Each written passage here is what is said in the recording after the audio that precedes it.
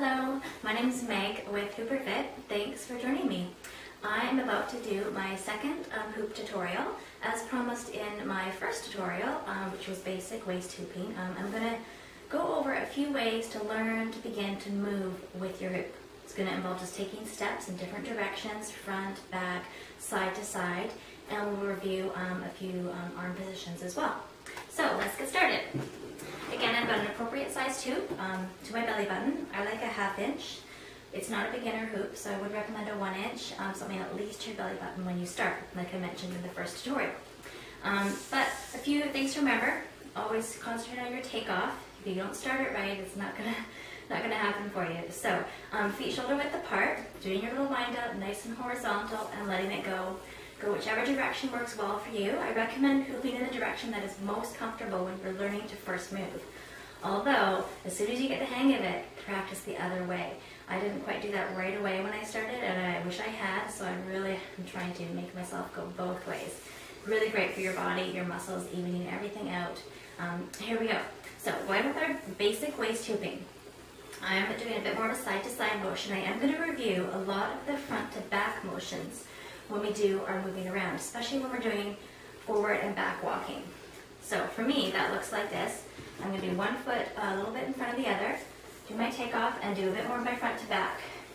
First thing you want to think of when you're about to move, I'm going to recommend forward first, is doing a little hip thrust. We're just going to push our hip forward. Now this is what we're doing right now. We're getting our front contact and our back contact.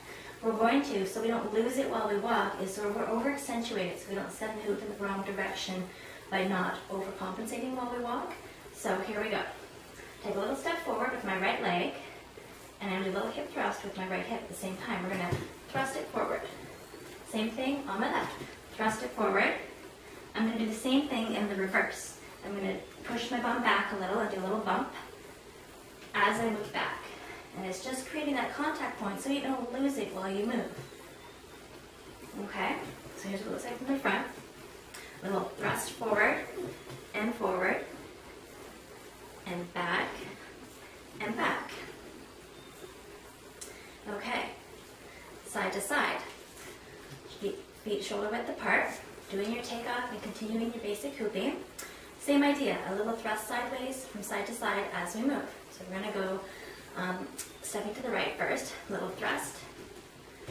Bring your feet together, do another little thrust, sort of a shimmy walk. You don't have to, you could cross your feet over and do it, but it may be easier to do a step together, step. A little easier to coordinate your little thrust in there as well. So a little thrust together, you do side to side, back and forth. So a little bit of movement, forward, back, side to side. Practice, practice, okay? Let me show you with the bigger diameter hoop, because it may help you get a better visual. So here we go. Starting with our forward to back, one foot in front of the other a little bit, thrusting forward, back, back. Same thing going side to side. Side, together, side, together. Another really fun way to get some movement while you're waist hooping is turning inside the hoop. And this is a great thing to do anytime you're learning a new skill. It's going to slow your rotation a little bit, and you don't have to do a lot of traveling while you do it. So let's go. On our back, our takeoff, I'm going to recommend hooping your good way while we do this. We're going to go with our hoop. So if our hoop is going left or counterclockwise, we're going to turn left. Vice versa for the right hoopers. If you hoop clockwise, you're going to turn right. So we're going to do little shimmy steps. We're going to start to turn, lifting our feet. Think about your side to side or your front to back as you turn. Little steps to start, I think. And if you're finding that's too easy, then what you can do is go for your quarter turns or your half turns. Do one step to the side wall, one step to the back wall, another side wall, and then a front wall. Really want to amp it up, you can go all the way to the back and all the way to the front. Do this if you're feeling comfortable with your side to side or front to back. Think about your front to back as you take your steps. If you're going to take a step that way, you can do a little thrust that way so the hoop doesn't get off kiltered or drop. Take another step, you do a thrust that way, do another thrust that way, and again another one that way to get back in front.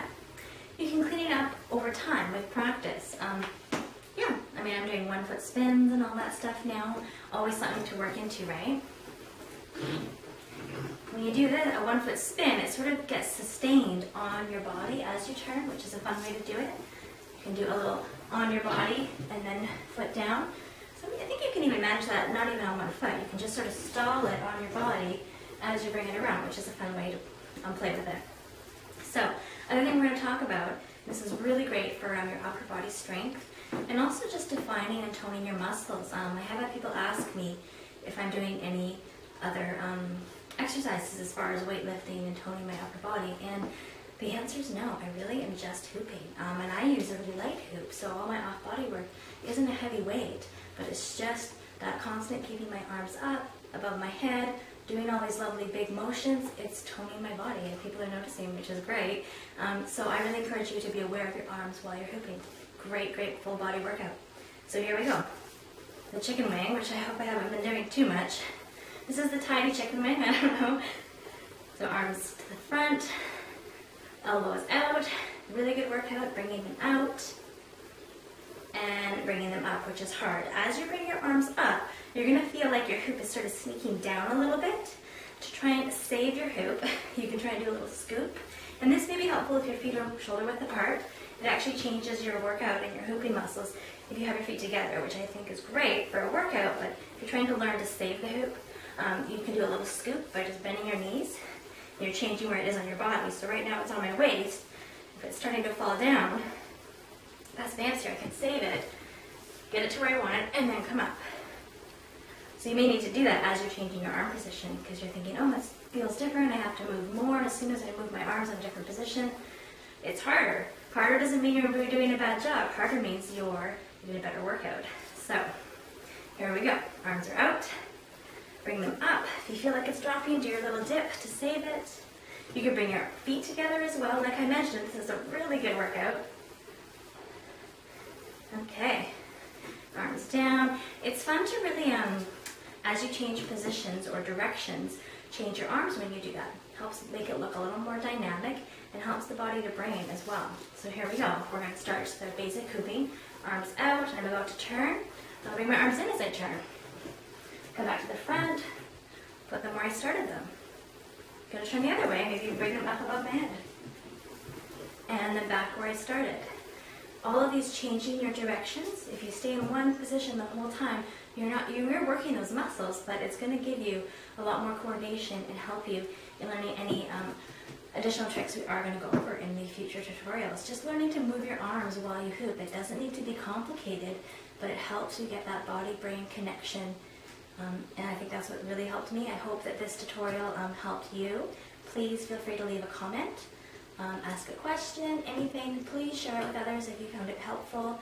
And yeah, please feel free to visit my website, hooperfit.com. And thanks for joining me. My name's Meg.